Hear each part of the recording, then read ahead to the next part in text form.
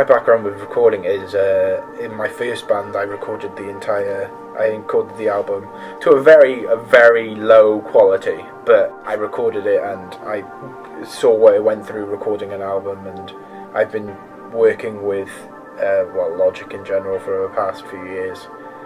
Then moving into being a producer sort of role in this album, it's very different because it's gone from sort of being on my laptop in my room or in a studio at home to full on being in the studio with different artists, different people that are in the band, rather than recording it all myself. Fuck.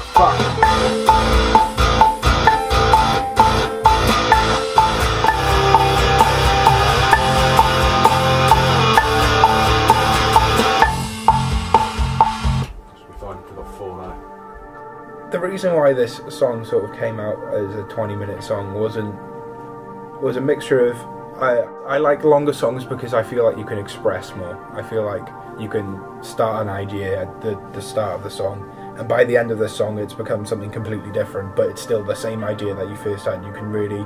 The song sort of came out as a 20-minute song was a mixture of I like longer songs because I feel like you can express more. I feel like you can start an idea at the start of the song, and by the end of the song it's become something completely different, but it's still the same idea that you first had. You can really sort of go with an idea rather than having to wrap it up in a few minutes. Not saying that's a bad thing, it's just I feel like there's more room for expanding and experimenting with a few ideas within a 20-minute time period. The reason why this song came out as 20 minutes was more because that's what I felt the song needed. It didn't end too soon, it didn't end too late. It sort of, that's where it finished for me songwriting wise, and I had finished with the ideas that sort of developed at the start. Okay, yeah. I'm really glad that's on camera. I was so happy that's on camera. One more.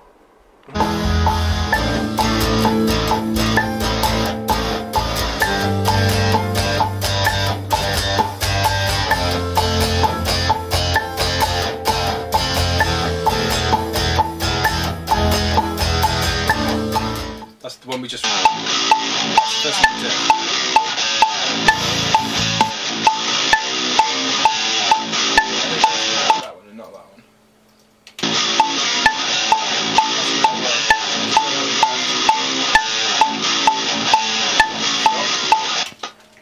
Actually, why did this come out of the Alright then, Perks, this is our last instrumental recording session. Yes. Do you want to take us through like the gear and the setup and everything? Yeah, I'm using a 7-string for most of it because of the low A. It's tuned to drop A. It's a Schecter, I don't know, Demon. That is going into a Pod HD 500 where I've got it going through a bunch of like noise, two noise gates, some compressors, and I don't know, some mids and stuff. I can't really explain much to you because I did this tone a while ago. That is going into the Messy Boogie amp that is in there. Yep. Which is all mic'd up with an SM57, which is on axis to the centre of the cone, if we're being super technical. Yeah.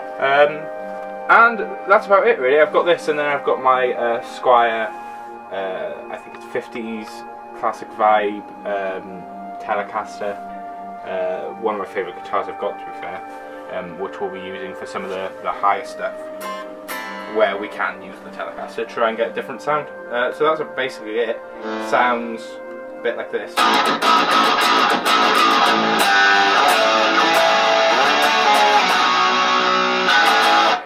And that's about it, really.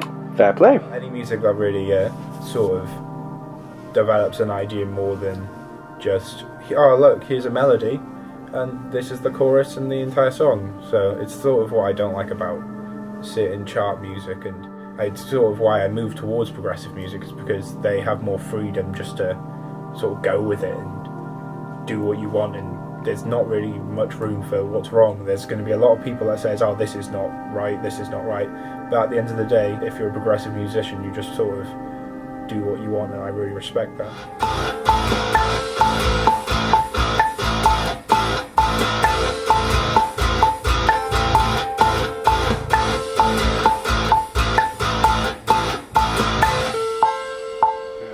Just giving you a little update of where we are in the project at the moment. We're at middle of January, and just to update you since the last vlog, or the last sort of update we've done, all the instruments have recorded, so it's just vocals to be done, which we'll be doing within the next few weeks and months. I think they'll be done by the end of February.